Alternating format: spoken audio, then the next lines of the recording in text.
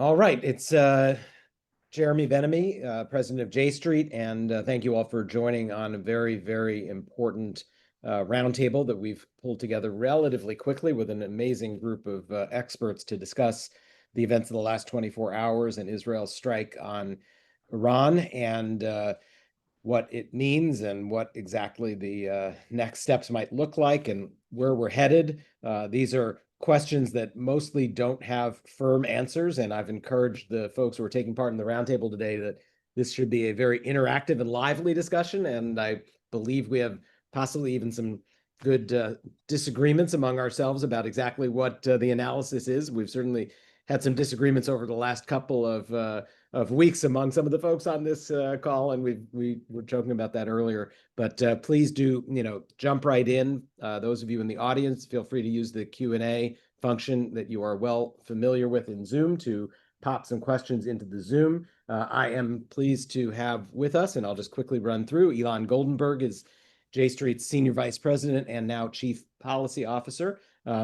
You all know he's got a tremendous background in foreign policy, national security, 2 decades of experience working at State Department, Defense Department, campaigns, working on Middle East, U.S.-Israel relations, and he started his career actually working on the Iran file. Jen Gavito is a J Street Policy Center contributing expert. She's a non-resident senior fellow with the Atlantic Council's Middle East program, and she was formerly the principal deputy assistant secretary at State for Near East Affairs. Frank Lowenstein, a J Street Policy Center fellow, was special envoy for Israeli-Palestinian negotiations and a senior advisor to Secretary of State John Kerry. Kelsey Davenport, joining us from Sweden, is the director for Nonproliferation Policy at the Arms Control Association, where she focuses on nuclear and missile programs in Iran and North Korea and efforts to prevent proliferation and nuclear terrorism. We may or may not be joined by 1 or 2 other people, which would be great, but we'll go with the flow here and get the conversation started. So thank you again to our panel. Thank you to all who are joining us.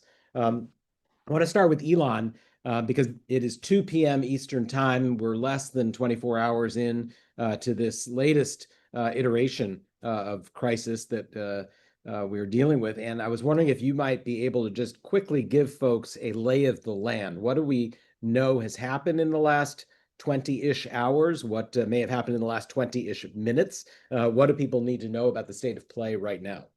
Sure, Jeremy, and thank you all for joining us. And great to be with all these wonderful colleagues. A very crazy time.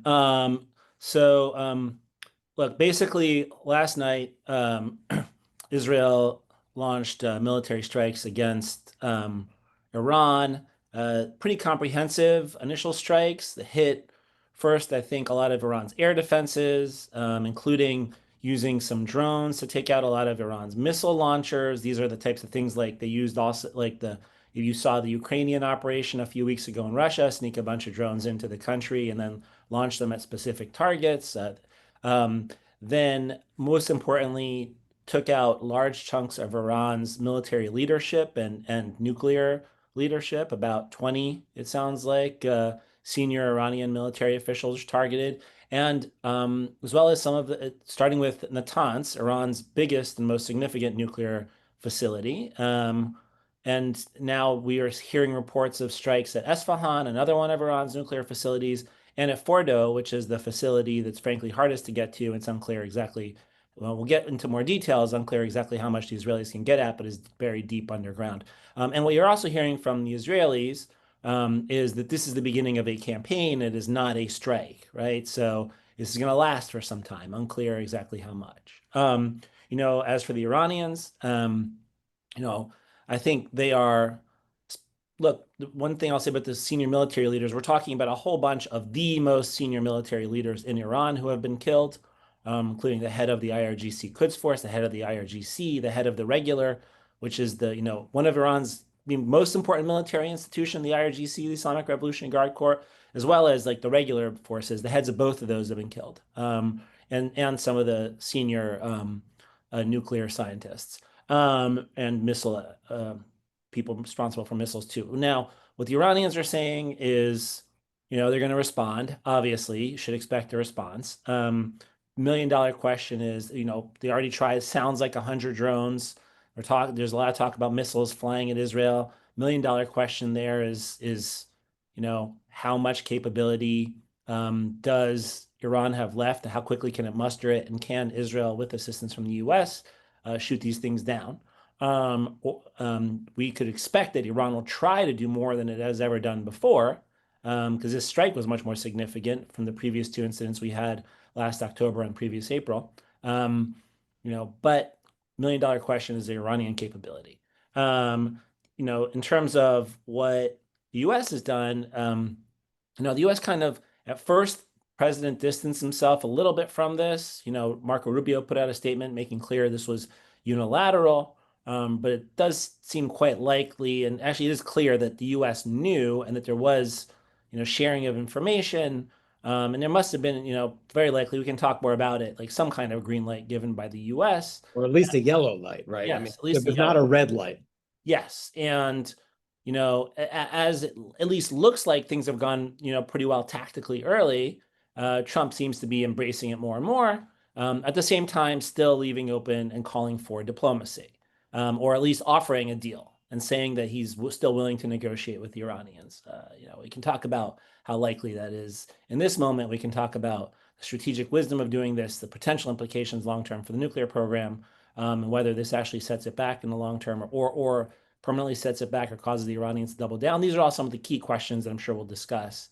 But I think that probably gives a pretty good sense of where we are at this point. We've had, maybe the last thing I'll say is, on the Israeli home front, multiple occasions of people having to run into shelters, and talk of Iranian retaliation, but so far have not seen like major Iranian retaliation. Thanks, Ilan. And Kelsey, I'm going to kick it over to you, because this weekend we were heading towards a sixth round of talks between the Trump team and the Iranians in Oman. And you certainly track these issues as closely as anyone. And so I'm curious your take on whether or not the talks were on track, whether this was a effort by Netanyahu to derail talks that were going successfully. Was this a tactic to try to make the talks go successfully? Is there any chance that there could ever be talks again, as a result of this? So what's your take on the interplay of this and the diplomatic track that we've all been supporting over the course of time?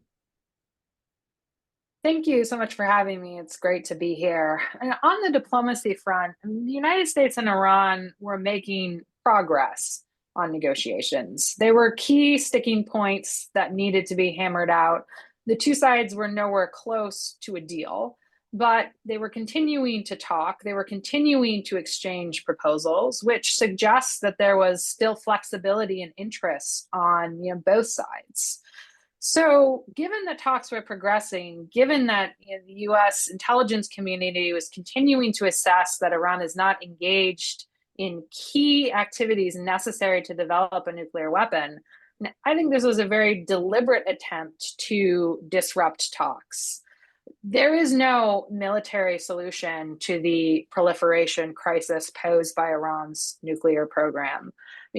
Israel can damage Iran's facilities. It cannot destroy them without the US's help. So to me, it seems like Israel is either trying to drag the US into helping it strike some of these more hardened facilities, like Fordo, or playing into this idea that additional pressure on Iran will push Iran to cave in the negotiations, to agree to a more maximalist deal.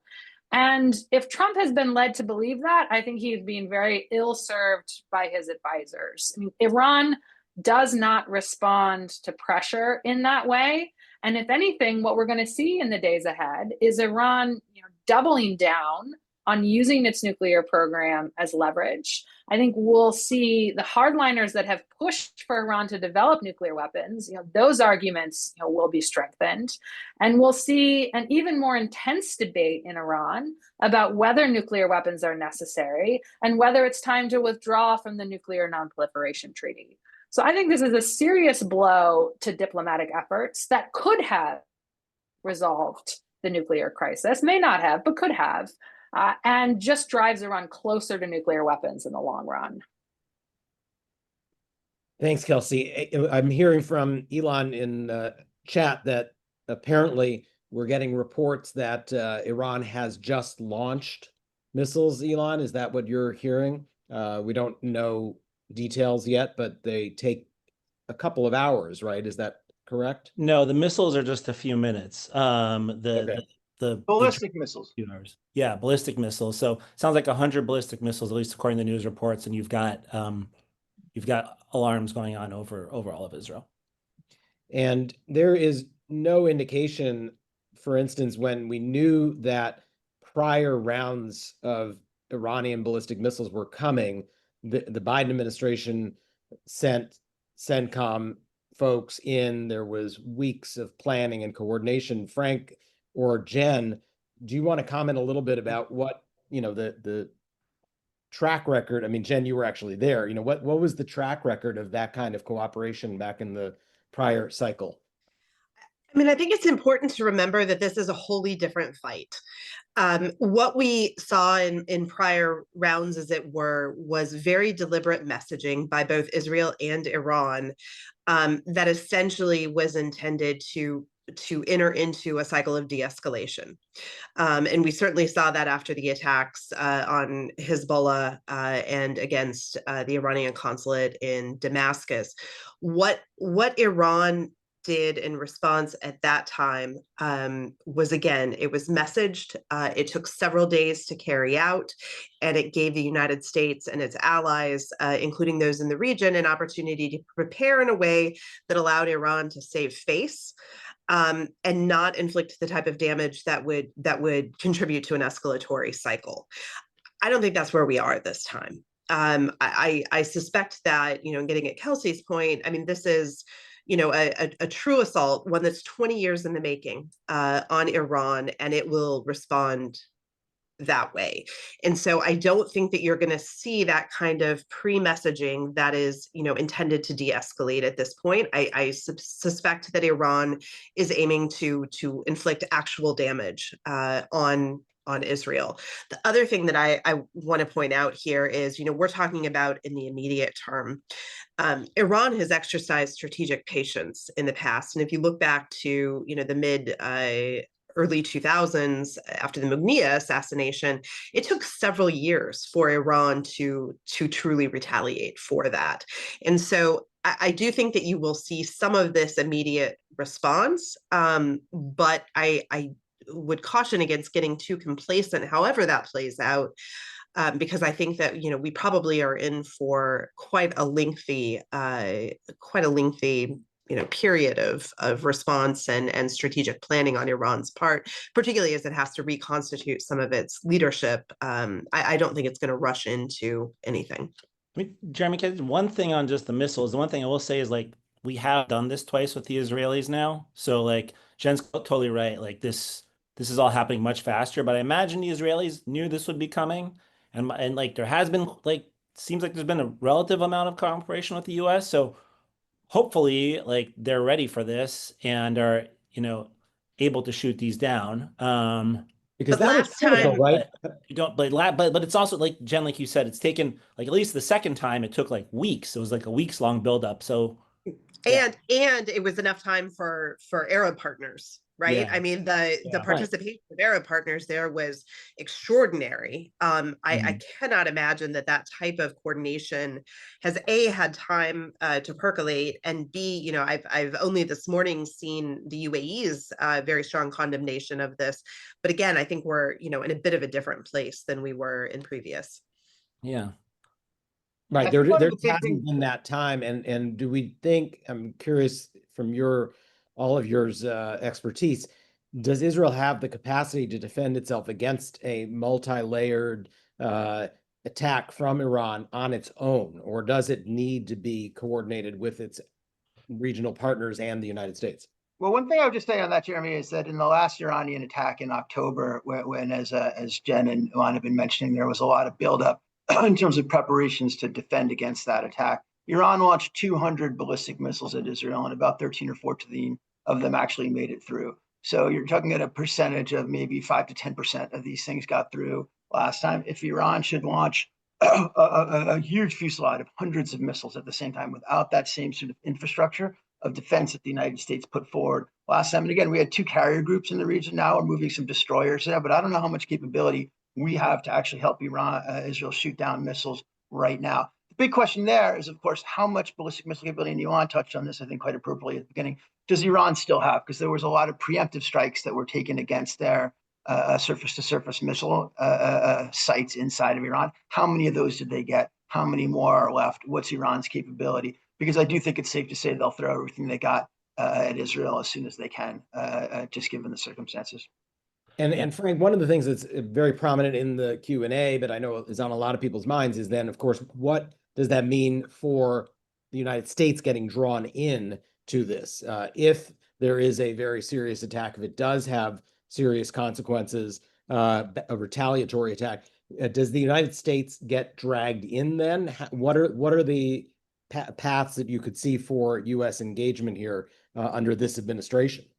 Well, my guess is that we'll be very robustly involved in the defense of Israel, and that the Trump administration will begin to do as much of what the Biden administration did as they possibly can now. I think we will really do everything we possibly can to avoid direct confrontation with Iran. So you've seen in the president's initial statements, he wants to make clear we were not involved in this. I think we have a lot of vulnerability at our facilities, which is why I think you saw the embassy in Baghdad having non-essential personnel evacuated. So I think we have some risk there. And also the president doesn't want the United States to get involved in the war in the region. It's really counter to his political narrative. And he really doesn't want to see U.S. troops getting killed on the ground over there. So my guess is that we'll defend Israel and do everything else we possibly can to stay out of this. I think there will be some pressure once it becomes clear that the Israelis weren't actually able to disable the Fordow enrichment facility. And I think Brett McGurk had a really important point on this yesterday, and he knows as much about this as anybody, that if Fordow is still operational, then Iran still has the ability to enrich uranium to weapons grade in a relatively short amount of time.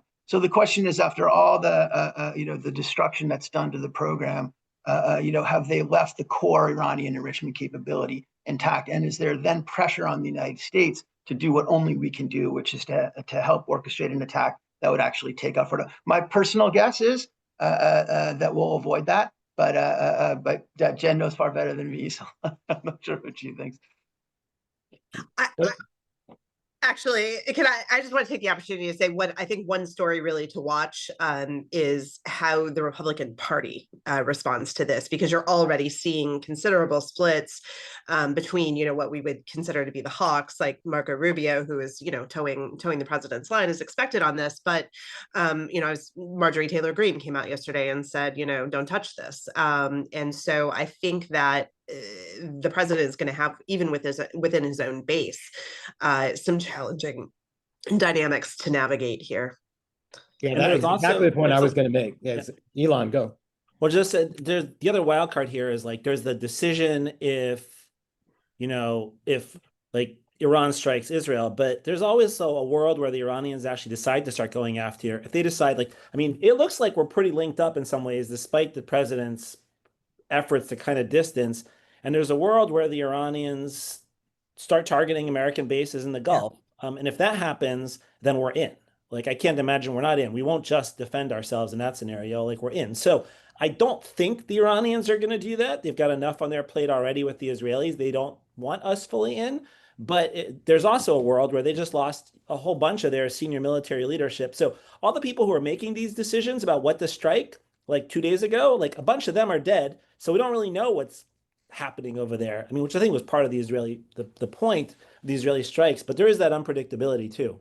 The other thing to keep an eye on is the use of asymmetric forces by the Iranians. Obviously, we're focused on their ballistic missile capabilities and direct strikes on Israel and potentially on U.S. targets in the region. But they have significant terrorist capabilities, including sleeper cells all around the world. So do they activate? Yeah. They can't really hit back at Israel directly. Do they start going after Israeli civilian targets all around the world using proxies and terrorist cells that they have embedded there? And I think that should be a real cause of concern, even if Iran is not able to mount a serious response now.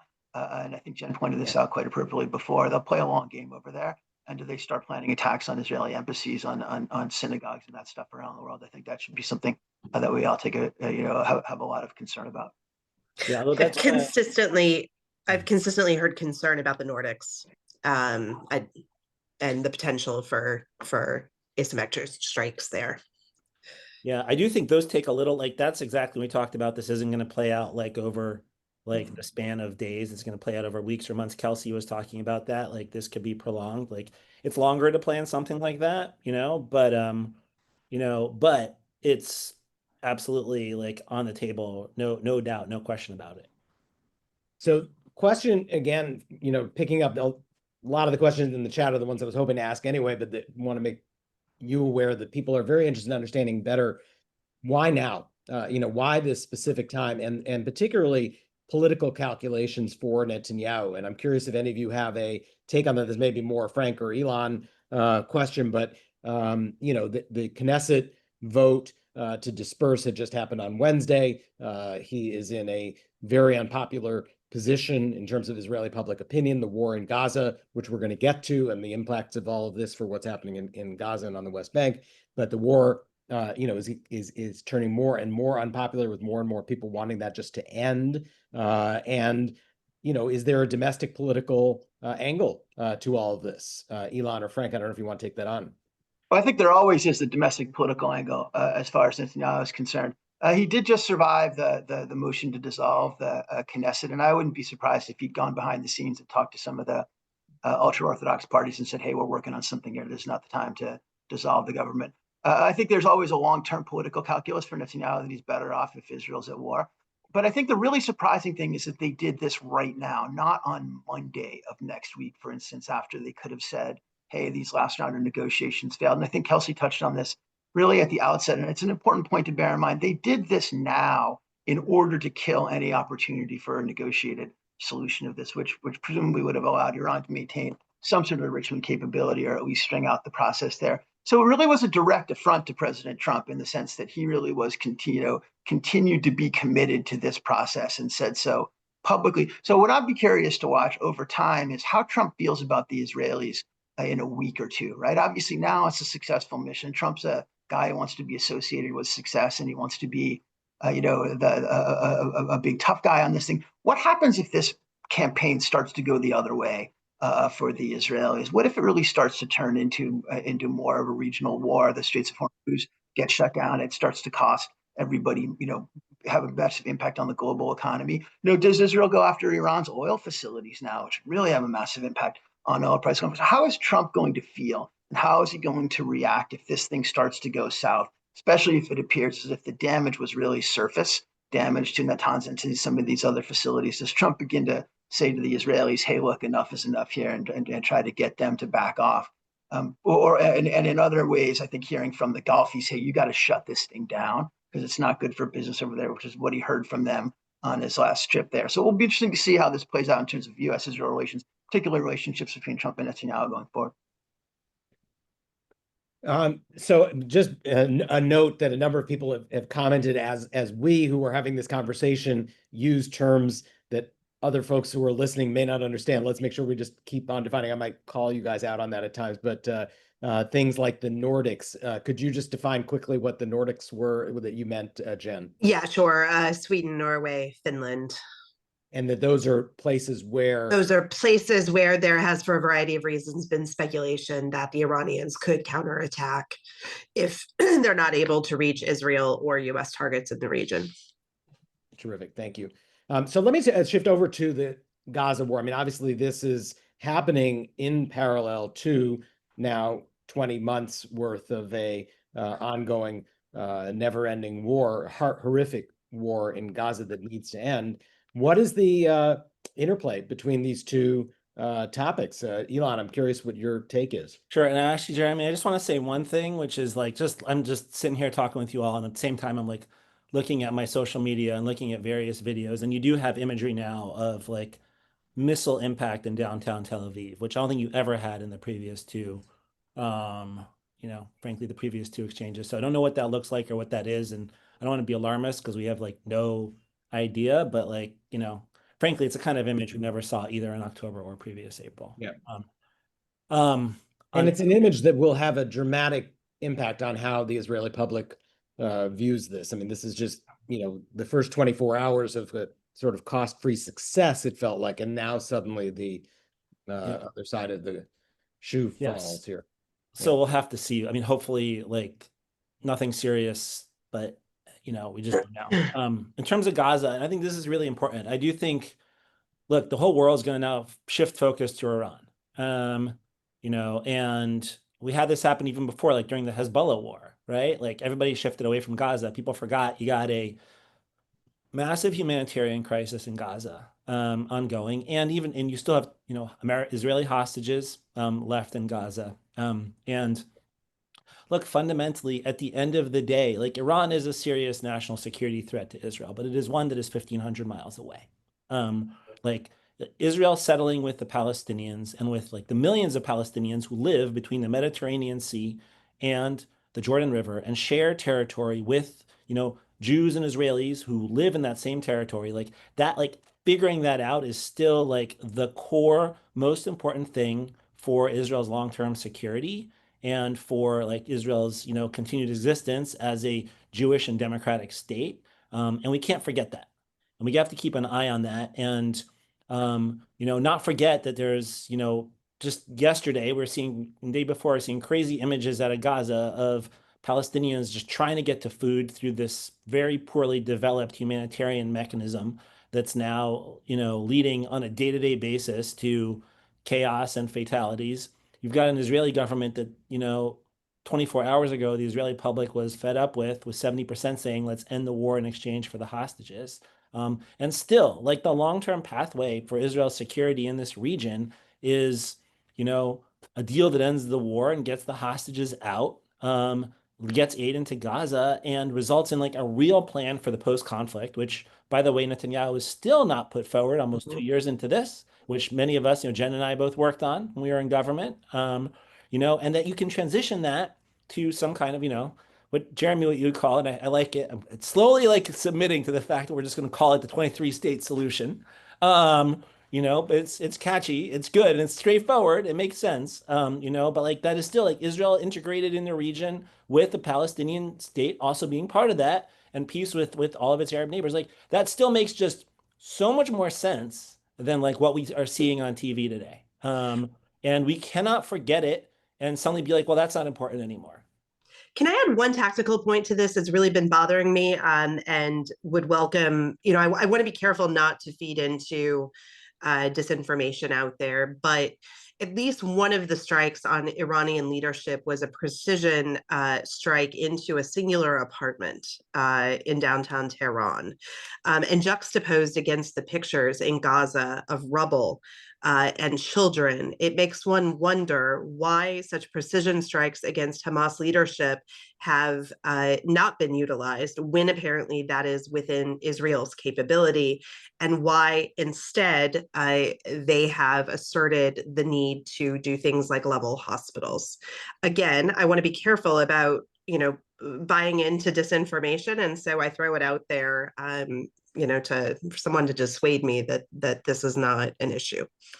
I mean, one thing I will say, I'm not, there's nothing you will get me, to defend the tactics, right, that are going on.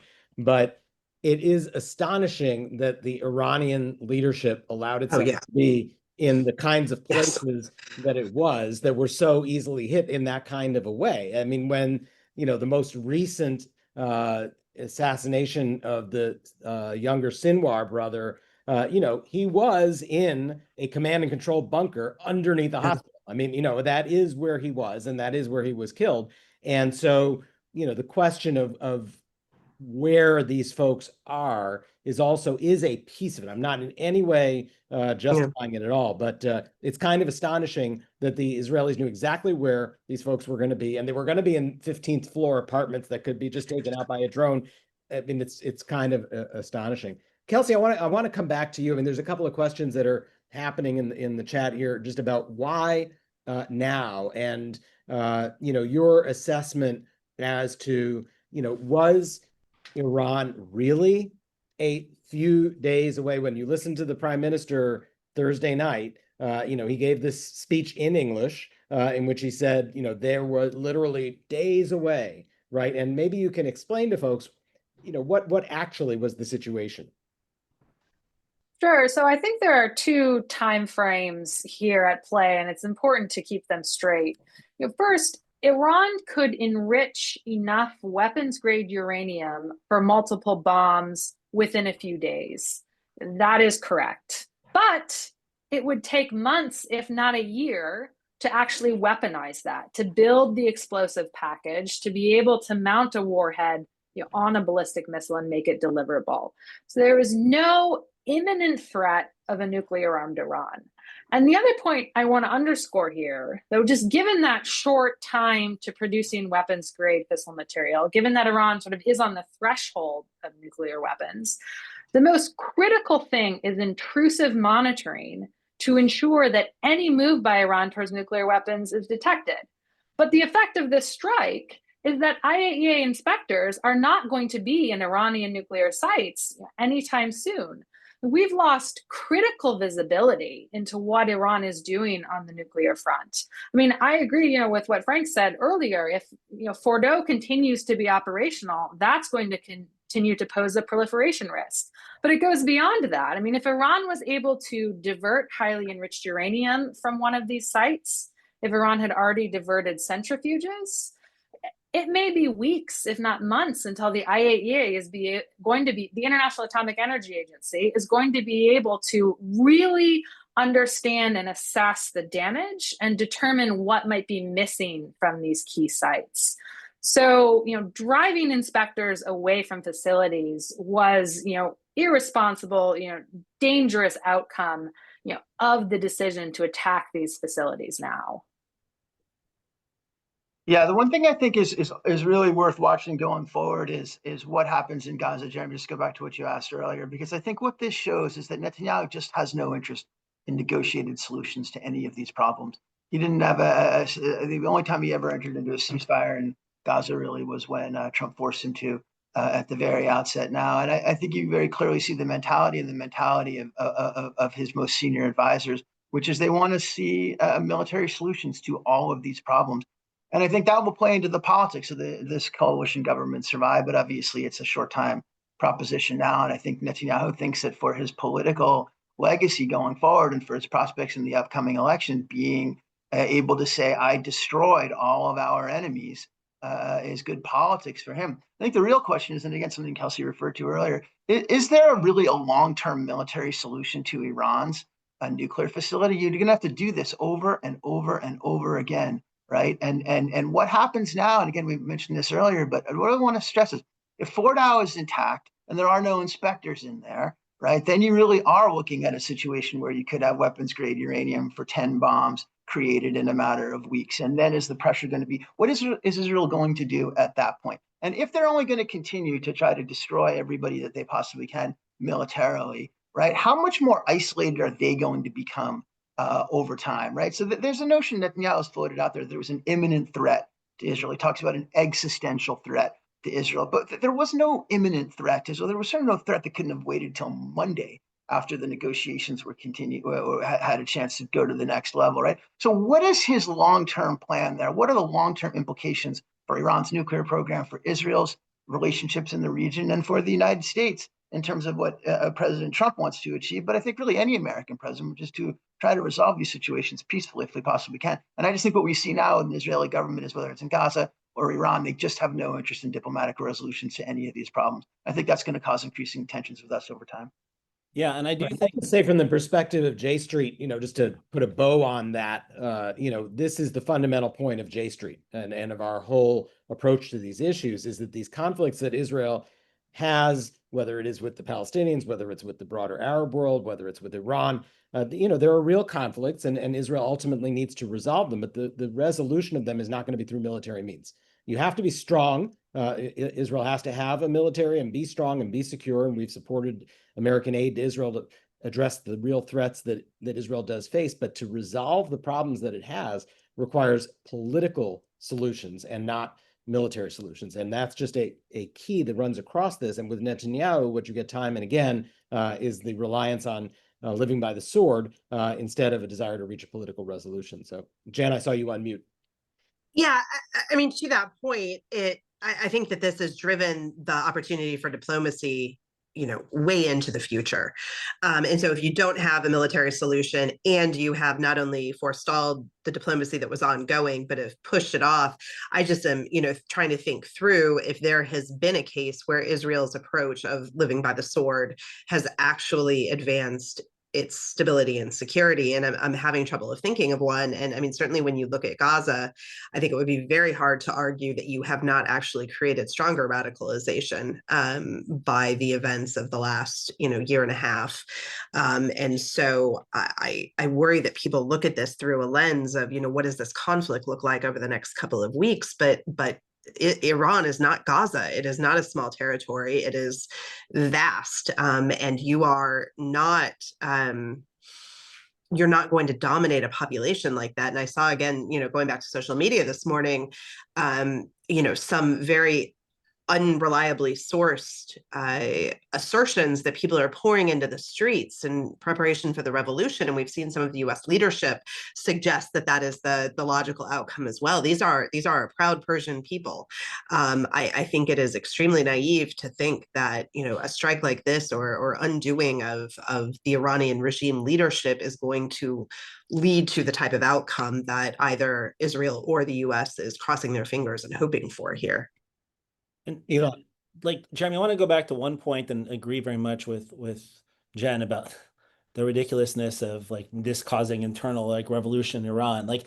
But I do want to go back to one point on the diplomacy, and specifically Iran was at a historically weak point, right? And that actually created a real opportunity to actually get a good deal, and a deal that a Republican president was willing to cut, which would have actually had bipartisan support in the United States, which really would have been historic. I mean, my thought process was, and I was writing this, was if we get a deal, it could really be something that can stick, like the JCPOA couldn't, and could fundamentally reshape the US Iran relationship, and also really put Iran's nuclear program in a box, in a real sustainable long-term way. So that's what Israel has given up, a historic opportunity to the way the forces have aligned to do that. An opportunity partially created by Israeli force in the first place, and how successful it was in Lebanon. I think far more successful than anybody expected. Which is a response to Jen's question earlier. Right.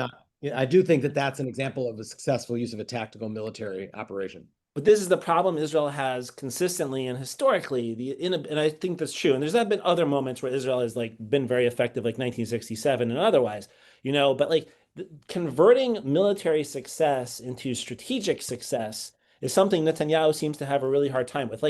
Obviously the response after October 7th was entirely justified to ensure that Hamas, could not, conduct October 7th again. However, there comes a point where it's okay, how do you turn this into a plan for the day after? How do you actually get rid of Hamas? Nothing there, And now we're doing the same thing in Iran. We're removing the possibility of a sustainable long-term deal for a lot of uncertainty. I hope this goes incredibly well, and I hope that the damage to Israel and the retaliation is limited, and we can de-escalate as quickly as possible, and Israel comes out even stronger out of this. But again, for what? Because diplomacy with Iran at least is off the table for, in my view, some time. And what do you do the day after? I think we're still there's still no good answer. Kelsey, is that your take too? That there's just no horizon to get back to a diplomatic track after this? I think it's extremely challenging, particularly now that President Trump has gone out and said there will be more strikes, there will be more pressure if you do not sign the deal that I want. But the bigger problem is there isn't time to delay here. If there is no progress on a nuclear agreement in the coming weeks, it's extremely likely the Europeans are going to go to the Security Council and restore UN sanctions on Iran for its nuclear program. And they can do that using a process that cannot be blocked. Russia cannot prevent this from happening.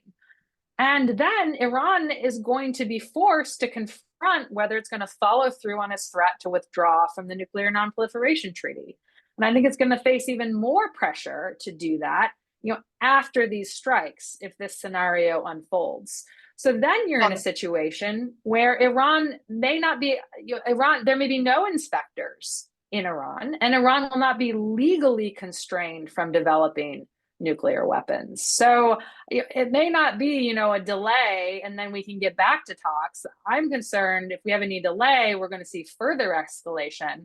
And then we end up even farther from a deal, or we end up with negotiating with Iran to keep it back within the nuclear non-proliferation treaty, which is a whole different ballgame.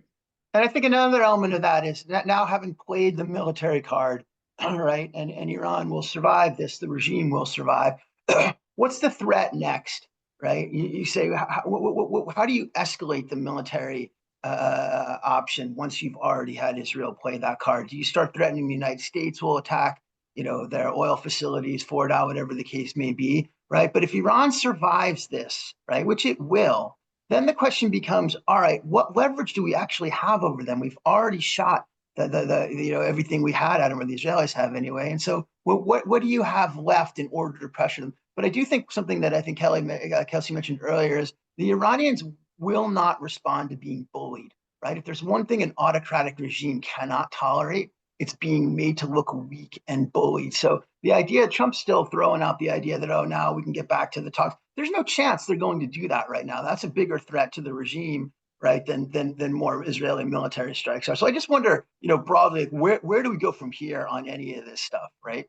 And what is regime change actually the agenda here? I mean, that's been a couple of folks in the Q&A have asked that. Is that really what's at stake? Are they going to take a shot at Khamenei? I mean, what do you all think in terms of the regime change side, not just the nuclear facility side of this?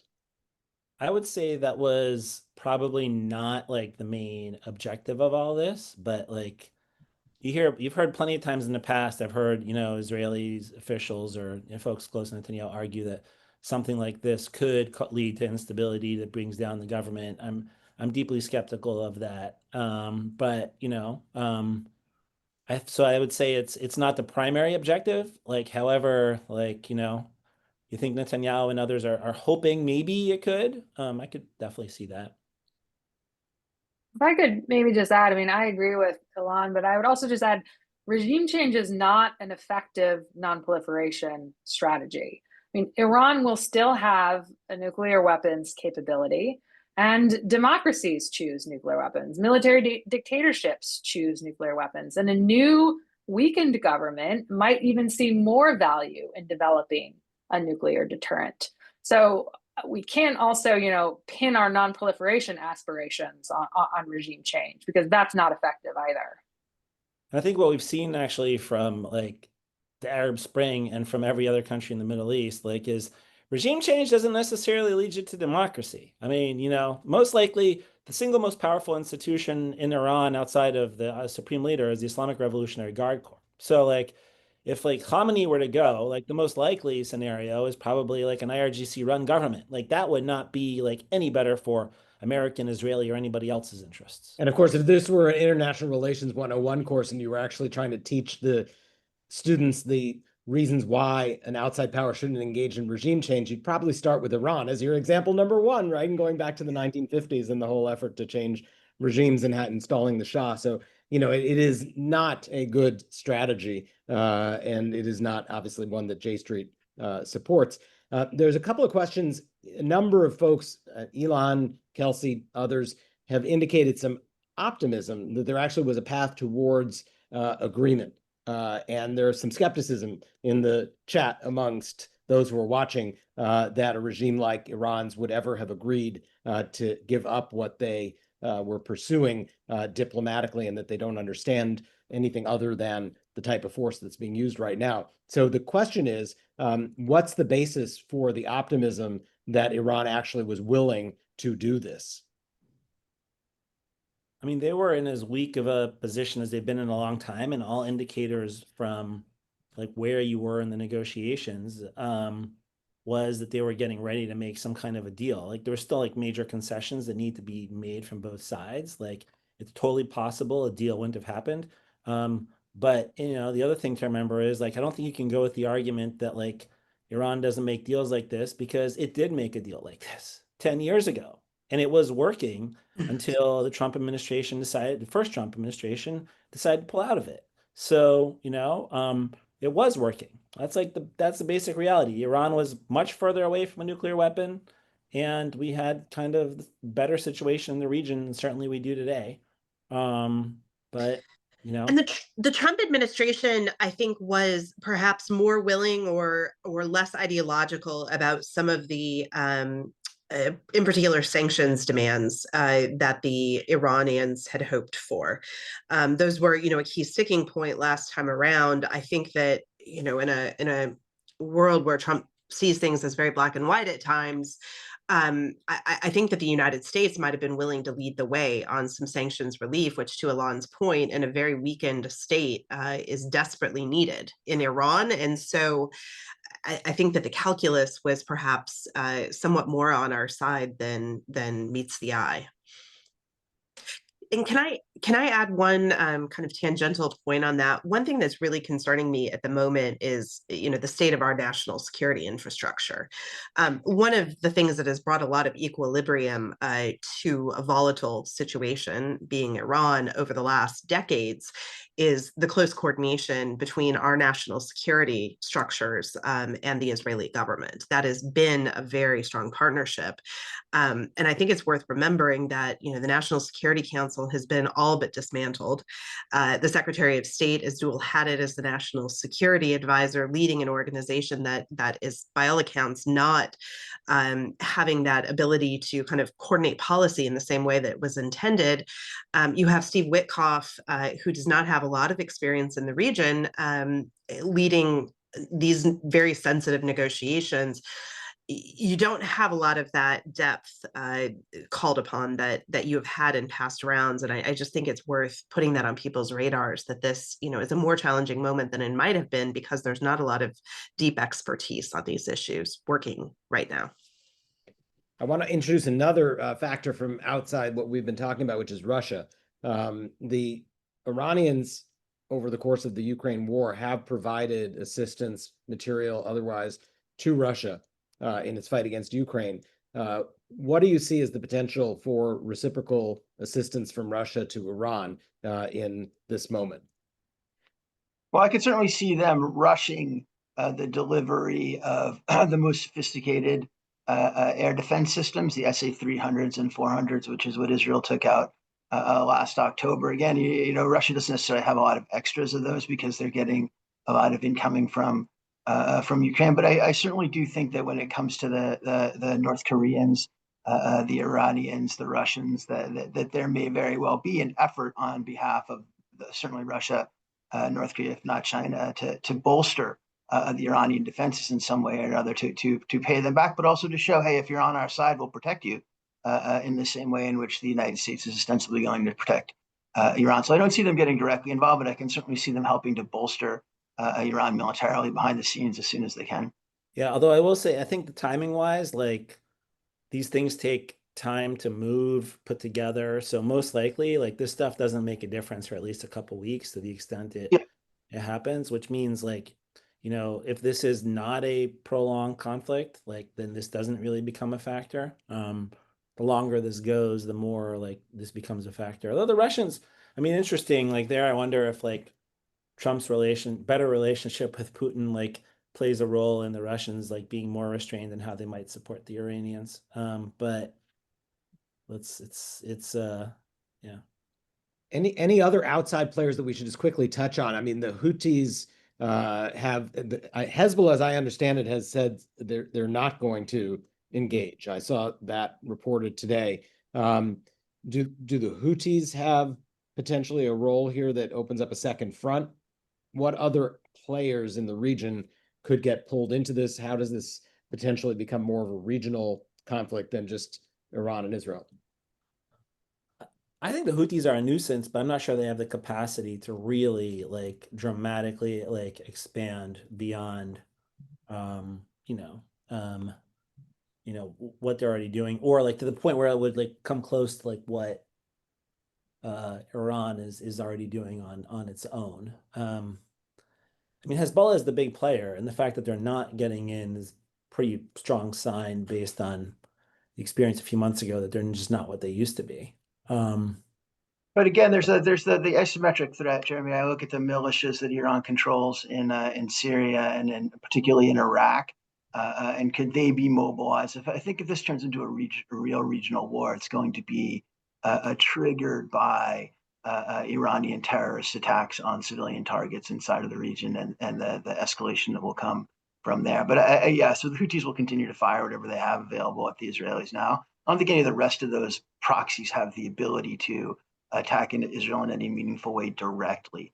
But I do think that they can go after soft targets, and that's really, in my mind, in one way, the scariest possible outcome right here is you just start getting attacks on Jewish, civilian targets, embassies, whatever, carried out by sophisticated militias. We saw what happened in Libya, right? I mean, they can overwhelm the defenses of a lot of these embassies. It's not like Israel has a brigade protecting their embassies. Like, they're largely relying on the host forces for protection there. So they pull everybody out of their embassies, but there's still Jews there, there's still synagogues there, and so that's, I think, where the real potential for escalation is most worrisome.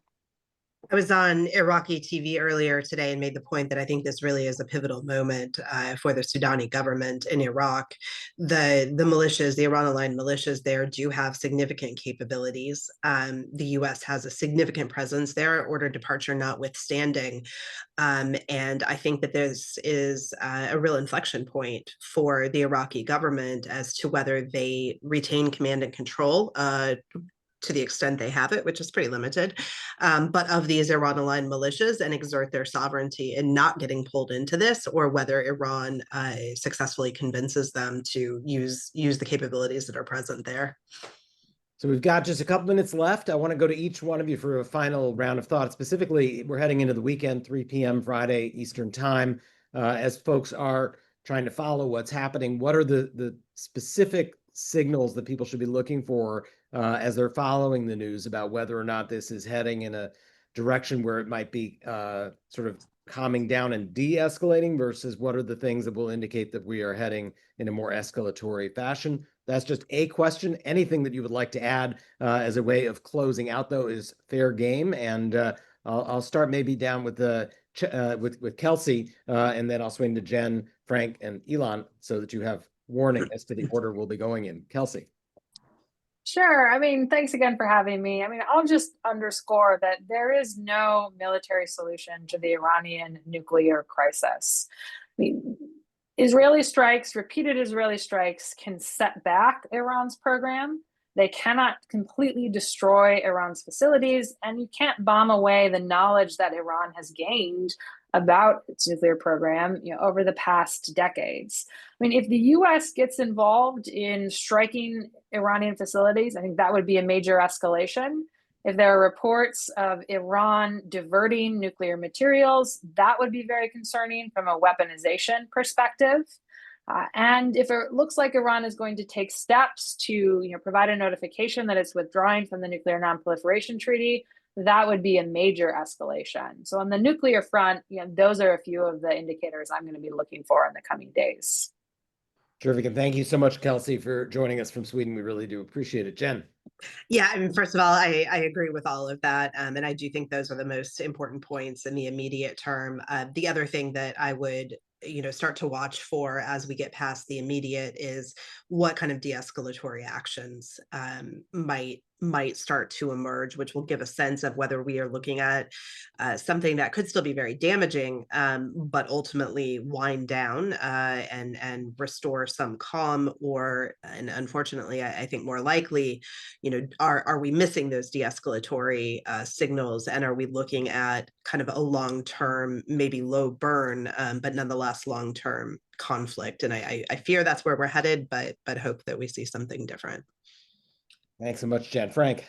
Yeah, just to build on what Jen's saying, I would be looking very carefully at what the U.S. position is after this next round of Iranian strikes. So it sounds to me like the ballistic missiles have started. I think there's going to be this, inevitably now, there will be an Iranian response. In my mind, the question is, does Trump then say, okay, enough to the Israelis? And he has the capacity to be tougher on them in some senses than Biden did politically, right? So does he still hold out hope for a negotiation with Iran? Does he really, really want to make sure this doesn't turn into a regional war? Is he going to tell the Israelis not to attack Iranian oil facilities? Or is he going to start putting his foot down? Is he insulted enough by Netanyahu, who clearly did this to undermine negotiations that Trump took personally and very seriously? Does he get angry enough at them to really draw the line on this after the next stage? Because I think short of that, this is going to continue to spiral. I think it may, slowly wind down over the course of several weeks. But I think if this is going to end anytime soon, it's going to be when Trump steps in and says, "That's it. That's enough."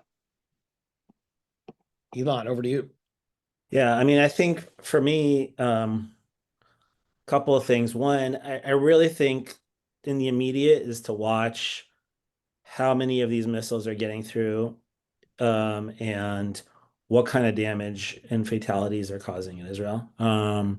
Because if Israel's able to do with the US and others what it did previously, and keep that under control, then it can end the conflict on its own terms, which is probably relatively quickly, a few more days of taking some stuff out. Trump says enough and you just end it. But if that starts really becoming a huge problem, and we see, some of the images aren't great, and there's some reports of injuries, but, still small numbers, but only very preliminary. But if something big happens there, I think that's what kind of takes us, to the next level. And what I'm most concerned with. And then just to close, at least from my perspective, and Jeremy, you opened with this, but I just wanted to reiterate this point, which is so many of the people who are, watching this, have friends, have family in Israel. We have J Street employees in Israel. We have American colleagues serving in Israel or across the Middle East, former colleagues of some of ours, and so also there's this duality of the policy, but yeah, this stuff's scary and really, it's tough. So it's just also, we'll be just dealing with that for the next few days too, and all together. Yeah, no, and that's a really important point as we are closing things out here, just to reiterate that J Street, our personal and organizational thoughts, and the phrase thoughts and prayers is overplayed and has its context, but they really are with all of our friends, family, and colleagues all over Israel, Palestine, the region, and we just hope for de-escalation. We hope there is leadership coming from this administration and from other international players. I think you're going to need some outside help to de-escalate this, and we need some grown-ups and adults to step into the room here and help us out. Ultimately, when people ask, as they did in the chat, what is J Street's position? It goes back to that fundamental point, that this is not the answer. That this focus on the military, the focus on force, these problems have to be addressed through diplomacy, through negotiation, political resolution, and we're only going to get there if people are willing to sit down at the table, begin to address the underlying political questions, whether it relates to the Palestinians in Gaza, the West Bank, the broader search for a 23-state solution, or on the Iranian file. All of these are going to require ultimately political resolution, political compromise, and that's what J Street is always going to advocate for. So I thank all of you for taking part in this. I thank everybody who's been with us for the hour, and I just hope that by the time we regroup next week, that we may see some light at the end of this dark tunnel that we are currently in. So thank you again, and have a good weekend, and hope for the best here.